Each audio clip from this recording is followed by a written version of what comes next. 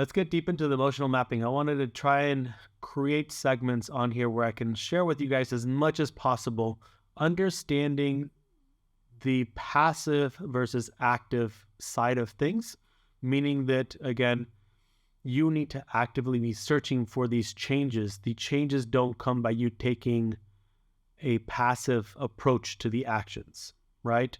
So let's start with passive versus active before we even get into emotional health.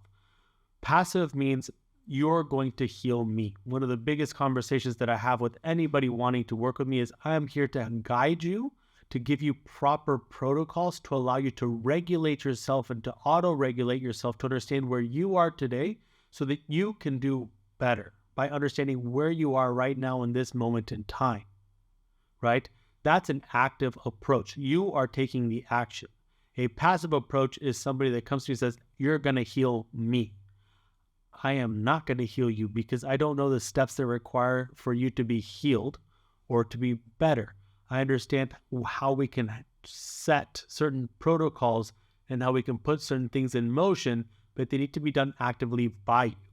This is both working with me, but this can also be done through ice baths. This can be done through light therapy. This can be done with anything that you do, even as deep as into your nutrition, your exercise, all of it. If you are not actively choosing to be there, taking the action, the responsibility, you are hoping that the information will transform into knowledge without ever putting in the effort. Okay? And so the biggest thing that we need to understand with emotional mapping is that it needs to be an active approach to changing the behavior. That active approach comes from many different tools that I have in my tool set, and you guys will start to see them throughout, right? So breathing is one of them, exposure, philosophy or approach and intent to movement, range of motion, isometric versus eccentric versus concentric contractions. The list goes on and on and on and on.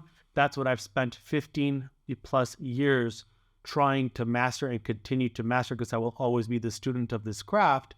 But it is the active approach to getting muscles to work better, to have higher neural output, which creates better muscle quality and muscle quantity, which leads towards bettering a skill or changing of behavior or traumatic cycles. Cool? So watch that over a few times, let it reset in. Let me know your thoughts down below.